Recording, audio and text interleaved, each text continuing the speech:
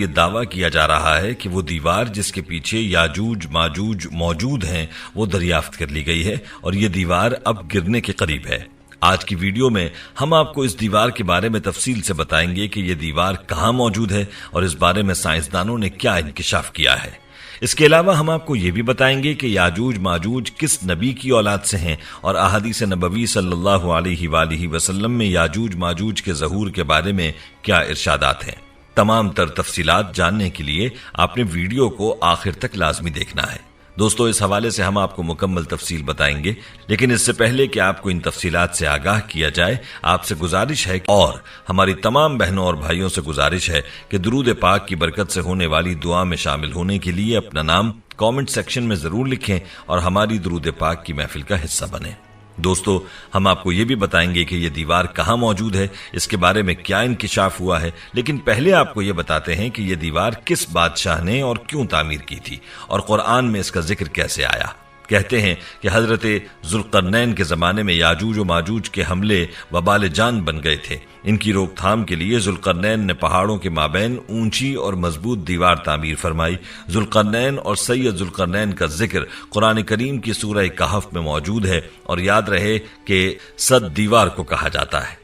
دوستو، یہاں آپ کو بتاتے چلیں کہ جس ذوالقرنین کا ذکر قرآن میں ہے، تاریخی طور پر وہ کون شخص ہے، تاریخ کی مشہور شخصیتوں میں یہ داستان کس پر منطبق ہوتی ہے، اس سلسلے میں مفسرین کے درمیان اختلاف ہے۔ تاریخ کی کتابوں کے مطالعے کے بعد لوگوں نے ذوالقرنین کی شخصیت اور صد ذوالقرنین سے متعلق مختلف اندازے لگائے ہیں۔ بہت سے قدیم علماء اور مفکر سکندر اعظم کو ہی ذوالقرنین مانتے ہیں، مگر بعض اس کا انکار کر کے یہ دلیل پیش کرتے ہیں کہ ذوالقرنین دراصل حضرت سلیمان علیہ السلام کا خطاب تھا۔ جدید زمانے کے کچھ مفسر و مفکر ذوالقرنین کو قدیم ایرانی بادشاہ سائرس اعظم کا دوسرا نام قرار دیتے ہیں، جس کو کورش اعظم کے نام سے بھی جانا جاتا ہے، اور یہ نسبتاً زیادہ قرین قیاس ہے۔ بہرحال ابھی تک یقین کے ساتھ کسی شخصیت کو اس کے مصداق نہیں ٹھہرایا جا سکتا۔ البتہ ذوالقرنین کے بارے میں قرآن نے صراحت کی ہے کہ وہ ایسا حکمران تھا کہ جس کو اللہ نے اسباب و وسائل کی فراوانی سے نوازا تھا۔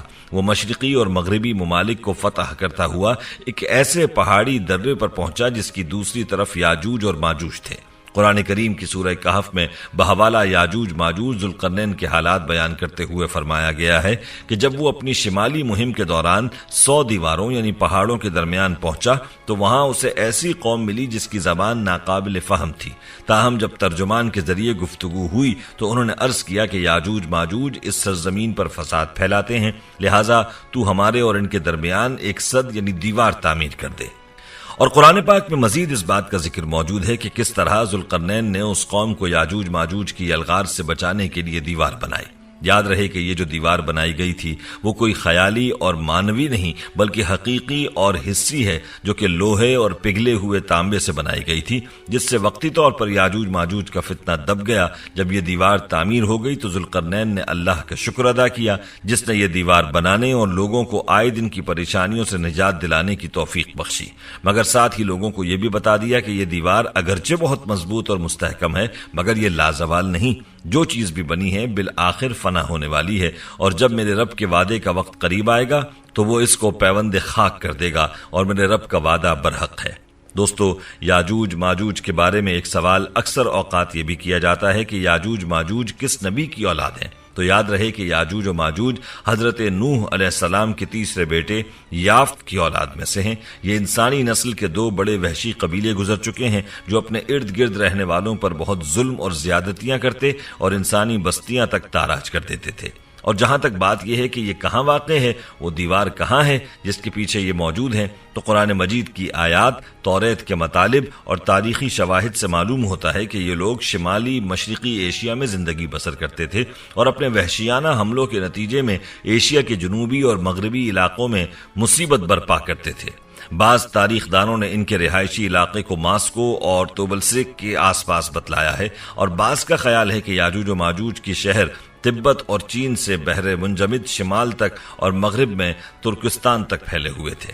یاد رہے کہ اس بات میں کافی اختلافات ہیں کہ یہ دیوار کہاں واقع ہے، کیونکہ آج تک ایسی 5 دیواریں معلوم ہو چکی ہیں جو مختلف بادشاہوں نے مختلف علاقوں میں مختلف ادوار میں جنگجو قوموں کے حملوں سے بچاؤ کی خاطر بنوائی تھیں۔ ان میں سے سب سے زیادہ مشہور دیوار چین ہے، جس کی لمبائی کا اندازہ 1200 میل سے لے کر 1500 میل تک کیا گیا ہے اور اب تک یہ موجود ہے۔ لیکن واضح رہے کہ دیوار چین لوہے اور تانبے سے بنی ہوئی نہیں ہے، اور نہ تو وہ کسی چھوٹے کوہستانی درے میں ہے، وہ ایک عام مسالے سے بنی ہوئی دیوار ہے۔ بعض کا اصرار ہے کہ یہ وہی دیوار مارب ہے کہ جو یمن میں ہے۔ یہ ٹھیک ہے کہ دیوار مارب کو ایک کوہستانی درے میں بنائی گئی ہے، لیکن وہ سیلاب کو روکنے کے لیے اور پانی ذخیرہ کرنے کے مقصد سے بنائی گئی ہے۔ ویسے بھی وہ لوہے اور تانبے سے بنی ہوئی نہیں ہے، اور علماء اور محققین کی گواہی کے مطابق سرزمین قفقاز میں دریائے خضر اور دریائے سیاہ کے درمیان پہاڑوں کا ایک سلسلہ ہے جو ایک دیوار کی طرح شمال اور جنوب کو ایک دوسرے سے الگ کرتا ہے۔ اس میں ایک دیوار کی طرح کا درہ بھی موجود ہے جو مشہور درہ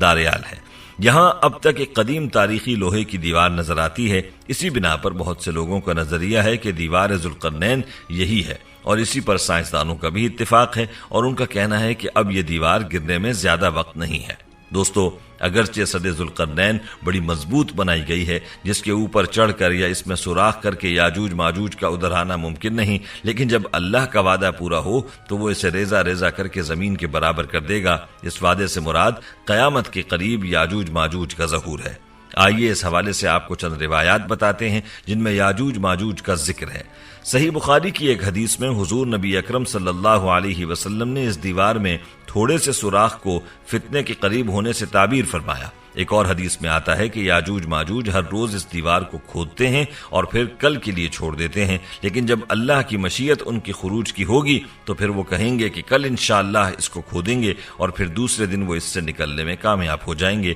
اور زمین میں فساد پھیلائیں گے، یعنی انسانوں کو بھی کھانے سے گریز نہیں کریں گے۔ تو اللہ تعالیٰ کی طرف سے حضرت عیسیٰ علیہ السلام کو حکم ہوگا کہ وہ مسلمانوں کو طور کی طرف جمع کر لیں، کیونکہ یاجوج ماجوج کا مقابلہ کسی کے بس میں نہ ہوگا۔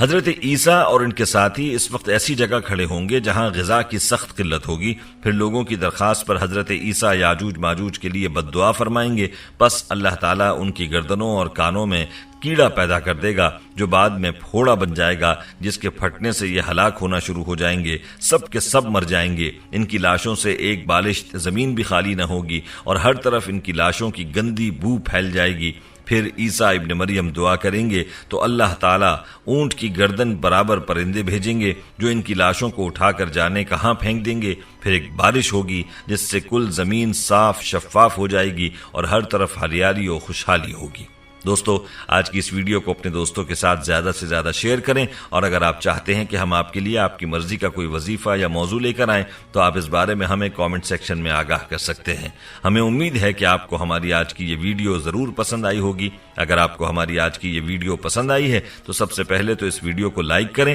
اور اپنی رائے کا اظہار کامنٹ سیکشن میں کریں، اور